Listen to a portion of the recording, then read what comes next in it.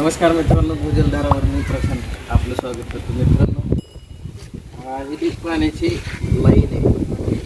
त्या बाजूने येते, त्या बाजूला तुटले, त्या बाजूला तिकडे एक बोर आहे. बोर आहे त्या बोरला आता रॉड ओढत आहे आणि सोडून देतो. तरी पण या बोरला 1000 लिटरपर्यंत पाणी निघतं. ती पाण्याची धार पलीकडे गेली आहे सरळ.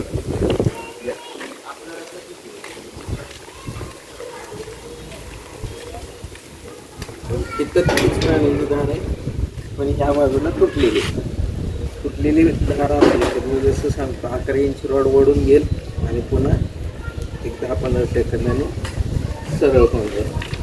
रॉड सरळ झालं. आता हा अर्धा इंच आहे. अर्धा इंची CPVC पाईपचा रॉड फक्त अर्धा इंच पाण्यावरच फिरतो. तर आता हा रॉड इथं काही रिस्पॉन्स देतो. तिथे एक पाण्याची धार आहे जी पण तुटलेली नाही. तर इथं आणि इथं कुठल्याच प्रकारचा रिस्पॉन्स CPVCवर येत नाही. आता आजचा प्रयोग आहे आपला नारळावरचा. तर नारळावर बघा तुटलेली आहे लाईन कशी काम होते. तर ही तुटलेली पाण्याची धार आहे, तरी पण नारळ उठून पडतं. आता तेच जसं मी म्हणतो की आभाळाचा हात करायचं आणि नारळ घेऊन त्या लाईनवर चालायचं. नारळ उठत नाही. जर मी हात खाली केला तर नारळ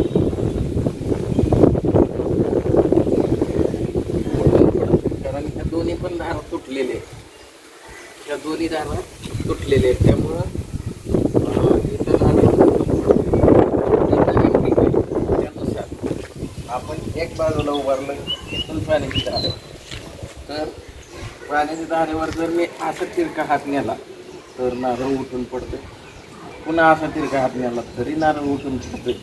पण जर मी खांद्याच्या लेवलला हात घेतला, ड्राय लाईन असेल, तर कुठल्याही प्रकारे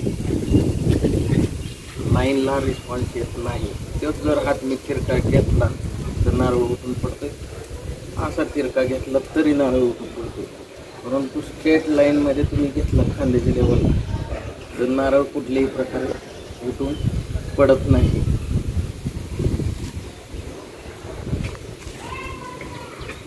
आता त्याचबरोबर आता आपण एक भरलेली पाण्याची लाईन आहे, पाण्याची धार, त्याच्यावर आपण दाखवूया. चला, आपल्याकडे मित्रांनो जागा नाही म्हणून आपण ह्या अशा जागी व्हिडिओ बनवतो. आता इथली एक पाण्याची धार आहे, तुम्हाला रॉड दाखवलंच. आता 15 सेकंद जर थांबलो तर रॉड कुठल्याही प्रकारे सोडत नाही, कारण ही प्रवाहित पाण्याची धार आहे. रॉड सरळ होत नाही म्हणजे प्रवाहित आहे. कमीत कमी अर्धा इंच याला पाणी असण्याची दाट चान्सेस आहे. तर आता आपण काय करू, हा अर्धा इंची रॉड आधी वापरून बघू. अर्धा इंची CPVC इथं फिरतो का? तर अर्धा इंची CPVCने इथं रिस्पॉन्स दिलेला आहे. अर्धा इंची CPVCनं रिस्पॉन्स दिला म्हणजे कमीत कमी अर्धा इंच पाणी आपल्याला इथं फिक्स झालं. तर त्याच्यानंतर आपण पाऊणचा CPVC वापरून बघू. हा फिरतो. हा जर फिरला तर इथं कमीत कमी 1 इंच पाणी फिक्स झालं.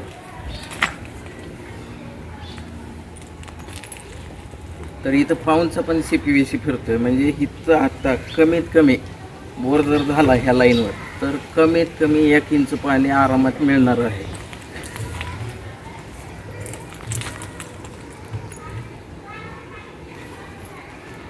तर आता आपण हाच प्रयोग आपण नारळावर दाखवणार आहोत. आता पाण्याच्या धारेला जर मी पाईप टेकवला तर नारळ असा रिस्पॉन्स देतो. आणि तेच मी हातात जर घेतला, कारण ॲक्टिव्ह पाण्याची धार आहे त्यामुळे हा उठणारच आहे. आता हाताच्या खाली माझी पाण्याची धार आहे. आता त्याच लाईनवर मी काय करतो, जसं मी सांगितलं, तिरका घेतला की उठला, तिरका घेतला की उठला. परंतु ज्यावेळेस मी खांद्याच्या लेवलला हात फिरवतो त्यावेळेस मात्र नारळ इथं उठून पडतोय, नारळ उठून पडतो. याचा अर्थ या पाण्याच्या धारेत 100% पाणी चालू आहे. कसंही मी हात घेतला तरी इथं नारळ उठून पडतंय. आता नारळ उठून पडतंय याचा अर्थ या लाईनला हा नारळ 1 इंच पाणी असलं तरच उठून मागच्या बाजूला पडतो. तर कमी पाणी असल्यावर नारळ कसा रिस्पॉन्स देतो ते पण तुम्हाला दाखवतो. चला आधीच्या लाईनवर एक प्रयोग दाखवतो तुम्हाला.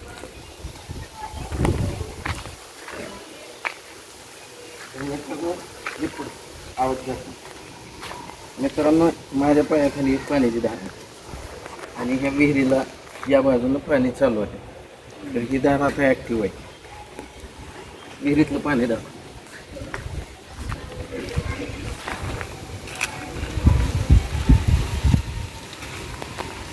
आता रॉड ही पाण्याची धार सोडत नाही, कारण या पाण्याच्या धारेतनं कायम पाणी चालू असतं.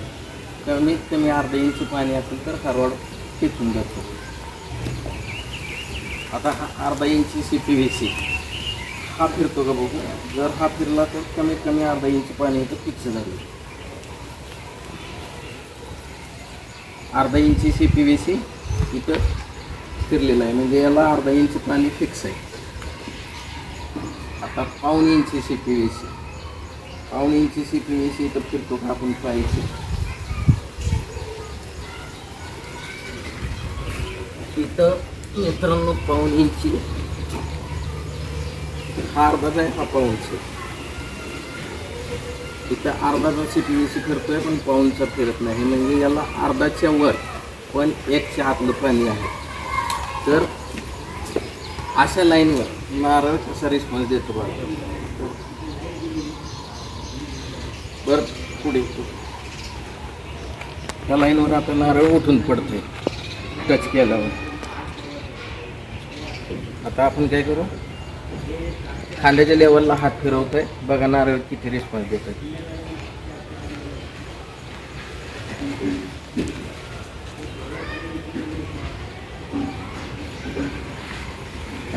पुढे तर मित्रांनो अर्धाच्या वर पाणी आहे पण 1च्या आतलं पाणी आहे, त्यामुळे नारळ पूर्ण उठून मागं पडत नाही. प्रमाणात पाणी असेल त्या प्रमाणात हा नारळ अशा प्रकारे रिस्पॉन्स देईल. जर इथे 1च्या वर पाणी असतं तर मागाशी दाखवल्याप्रमाणे नारळ पूर्ण उठून पडला असतं. तेच जर मी हात असं तिरका घेतला ज्याच्यामुळे रिस्पॉन्स चुकतो. ज्यावेळी ड्राय लाईन वरते तेव्हा नारळ कसा पडतो. त्यामुळे तुम्हाला हात नेहमी खांद्याच्या लेवलला फिरवायचं तर ॲक्युरेट रिस्पॉन्स मिळणार आहे. पाऊण इंचाच्या आसपासचे जे पाणी आहे म्हणून नारळ उठून मागं पडत नाही, पण अर्धाच्या पुढं आहे. जसं या CPVCने दाखवलं की अर्धाचा CPVC फिरतोय पण पाऊणचा CPVC रिस्पॉन्स देत नाही. तर मित्रांनो हा नारळावरचा आणि CPVC रॉडचा व्हिडिओ आवडला असेल तर या व्हिडिओला नक्की लाईक करा, शेअर करा. त्याचबरोबर भूजलधारा आणि बोरवेल रिसर्चच्या दोन्ही चॅनलला नक्की सबस्क्राईब करा.